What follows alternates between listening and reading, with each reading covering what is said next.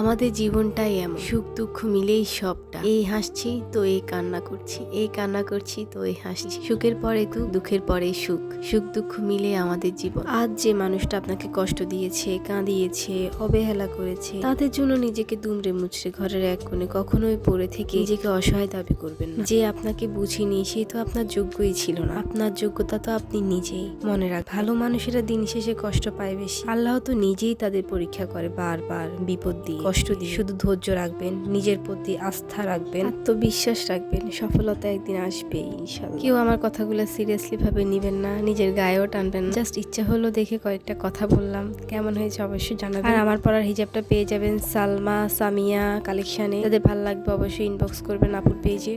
আর হিজাব পরলে কার কার এমন হয়? আমি তো রিক্সায় উঠলে হিজাবের কোনাটাকে এইভাবে ধরে রাখি, বারবার কোনাটা ঠিক করতে হয়। তো আজকের ব্লগটা শুরু করি। একদম র্যান্ডম ছোটখাটো একটা ব্লগ বানাচ্ছি আজকে। আমি আর আমার ছোট বোনে হঠাৎ করে ক্রেভিং উঠছে যে বাইরে থেকে কিছু খাই, বাইরে যাই, একটু ঘুরে ঘাড়ে আসি। মানে অনেক দিন হয়েছে বেরোচ্ছি না, ভালো লাগতেছে না, মনটা ভালো না। তো এই তো এখন আমি আর আমার ছোট বোন রিক্সায় করে চলে যাচ্ছি বালুর মাঠে। কেননা আজকে নাকি মাসাবিতে ধুমধারাকা অফার চলতেছে, বার্গার, পিজার, বিভিন্ন সেট কম্বো। ওটাই খেতে যাচ্ছি। দেখা হয়ে গেছে আপুর সাথে। আপুর ছেলেটা মাশাআল্লাহ মাশাআল্লাহ এত সুন্দর, বাট আমার কোলে উঠছে আর কান্না করে দিছে, কারণ সে তো আমাকে চিনে না। আর এই দুজন আপুকে আপনারা কারা কারা চিনেন অবশ্যই কমেন্ট বক্স ওদেরকে মেনশন দিয়ে যাবে। তারপরে আপনারা জাস্ট দেখুন, পুরা মাসাবি হাউসফুল, মানে কোনো একটা জায়গা চেয়ার কিচ্ছু খালি নেই, মানে সব অফার খাইতে আসছে। তারপরে আমরা এই জায়গায় বসছিলাম, চেয়ার খালি ছিল, বাট ওদের বার্গারটা শেষ। মানে আমি আসার আগে সবাই খাই শেষ করে ফেলছে। কি করব আর, ভাগ্য খারাপ। তারপর আমরা হেঁটে হেঁটে পুরো বালুর মাঠটা একটু হাঁটতেছিলাম,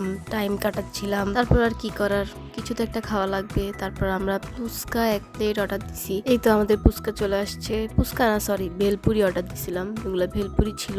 আমার বোনকে আমি আগে দিচ্ছিলাম যে তুই খেয়ে টেস্ট কর যে কেমন, কারণ এই মামার কাছে আমি আর খাই নাই, এটা ফার্স্ট ছিল। তো ও বলতেছে মজা আছে, এখন আমিও ট্রাই করতেছি। আমি 2টা খাইছি আর ওই সবগুলা খাই ফেলছে, কারণ আমার আর ভালো লাগতেছে না। কারণ আমি আসছি মাসাবির অফার খাইতে, যখন ওইটা পাই নাই, এখন আর কিছু খাওয়ার মুডে ছিল না। আমি বের হলে সবসময় আমার কাছে পানি থাকবে, মানে 1 বোতল পানি আমার কাছে আমি সবসময় রাখি। বিশেষ করে রেস্টুরেন্টে খাইতে আসলে তো অবশ্যই রাখি, আর ফুচকা খাইতে আসলে তো রাখবোই। বাইরে থেকে টাকা দিয়ে না খাই, ওই টাকা দিয়ে অন্য কিছু খাওয়াই মনে করি আরো ভালো।